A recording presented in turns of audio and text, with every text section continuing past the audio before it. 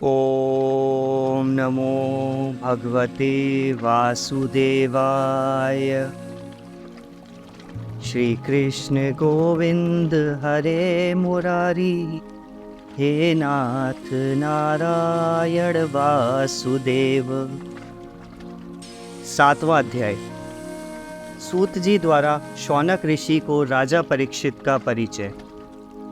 इतनी कथा सुनकर शौनक जी बोले, हे सूत जी, नारद मुनि के चले जाने पर उनका आश्रय जानकर व्यास जी ने क्या किया।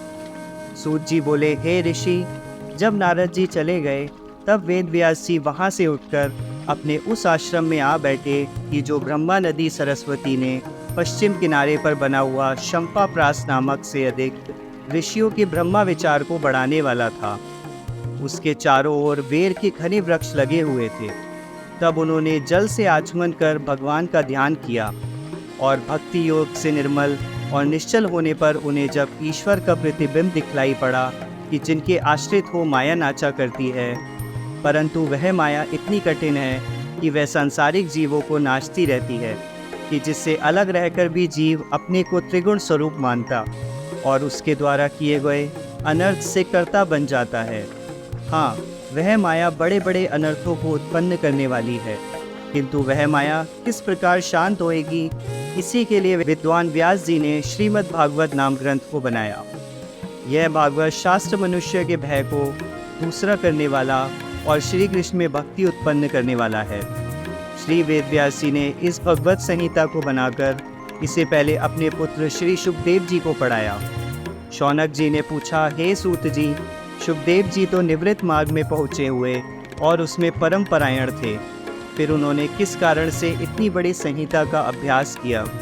भला उन आत्मज्ञानी और कहीं भी स्नेह ना करने वाले शुकदेव जी को ऐसा क्या विचार आया कि वे इस प्रकार के अभ्यास में लगे?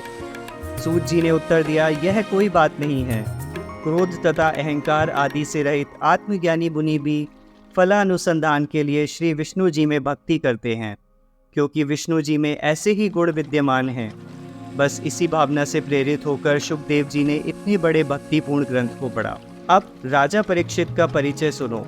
जब महाभारत के युद्ध में कौरव पांडव के वंशज आपस में लड़कर वीर गति को प्राप्त हुए और जब महाबली भीमसेना ने गदा से धृतराष्ट्र के पुत्र दुर्योधन की जंघा को तोड़ डाला, तब उसके मित्र अश्वत्थामा ने सोते हुए द्रौपदी के पुत्रों का सिर इसलिए काट डाला कि इसे देखकर दुर्योधन प्रसन्न होगा, परंतु वह तो कुछ और ही चाहता था। इससे वह प्रसन्न ना हुआ, क्योंकि विद्वान लोग उस कर्म की निंदा करते हैं।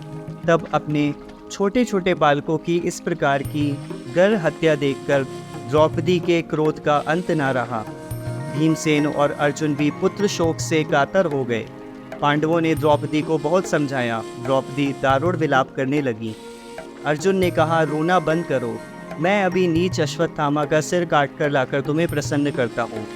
अर्जुन मुझे मारने आ रहा है, तो उसने अर्जुन पर ब्रह्मास्त्र का प्रयोग किया।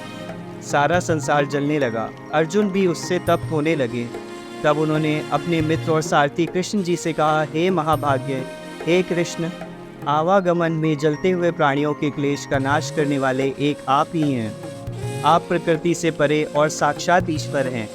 आप वह आदि पुरुष हैं कि जो अपने चैतन्य शक्ति से माया को पृथक करके केवल परमात्म स्वरूप में स्थित रहते हैं।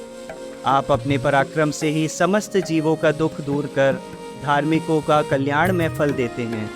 हे केशव, आप पृथ्वी का भार हरण करने की इच्छा से ही अवतार धारण किए हैं। आप अपने भक्तों और गृहस्थों कुटुंबियों के द्वारा प्रतिक्षण ध्यान करने योग्य हैं। सो हे देवेश, कहिए, यह कितना बड़ा प्रकाशयुक्त और कठिन तेज कहाँ से आ रहा है? इसे मैं नहीं जानता हूँ। अर्जुन के ऐसा पूछने पर श्री कृष्ण जी ने कहा, हे अर्जुन, यह अपने प्राणों को संकट में पड़ते देखकर अश्वत्थामा ने ब्रह्मास्त्र चलाया है, परंतु वह इसे लौटाने की शक्ति नहीं रखता, अतः तुम इसका संहार करो। सूत जी कहते हैं कि जब श्री कृष्ण जी ने ऐसा कहा, तब शत्रुओं का नाश करने वाले अर्जुन ने आचमन करके पहले जनार्दन श्री की प्रदक्षिणा की, फिर ब्रह्मास्त्र के नाश के लिए ब्रह्मास्त्र प्रयोग किया। दोनों अस्त्र आपस में टकरा गए। सारा संसार हलचल में पड़ गया। बड़े उत्पात होने लगे। तब कृष्ण जी की बतलाई युक्ति से अर्जुन ने दोनों अस्त्रों को खींच लिया। चारों ओर शांति छा गई। तब पुत्र शोक से परम क्रोधी अर्जुन ने झपट कर अश्वत्थामा को पकड़ लिया। फिर उसे रस्सियों में बांधकर द्रौपदी के पास ले आए। जब चाहा कि सिर काट डाले तब द्रौपदी को दया आ गई। उसने अर्जुन से कहा, नहीं नहीं, ऐसा ना कीजिए। ब्राह्मण का पुत्र तुम्हारे वध करने योग्य नहीं है। फिर यह तुम्हारे गुरु द्रोणाचार्य का एक ही पुत्र है। इसके मारे जाने से इसकी माता को कष्ट होगा। स्त्री के नाते मुझे इन बातों का पूरा ज्ञान है। भीमसेन ने कहा, नहीं, ऐसे आत्ताई को तो मार डालना ही अच्छा है। इस नीच ने जो निंदनीय कार्य किया है, इस कारण इसके जीवन का अंत कर देना ही उचित है। तब श्री कृष्ण जी ने कहा, इसके मस्तक में जड़ी हुई मणि लेकर इसके सर के बाल मूंदकर अपना दास बनाकर छोड़ दो। नीच से भी नीच ब्राह्मण तुम्हारे मारने के योग्य नहीं है, परंतु तुम्हारी द्रौपदी से की हुई प्रतिज्ञा कहीं व्यर्थ न जाए, इसके लिए तुम द्रौपदी से परामर्श करो। फिर जैसा वह कहे उसी के अनुसार तुमको चलना चाहिए। अर्जुन ने उसे छोड़ दिया।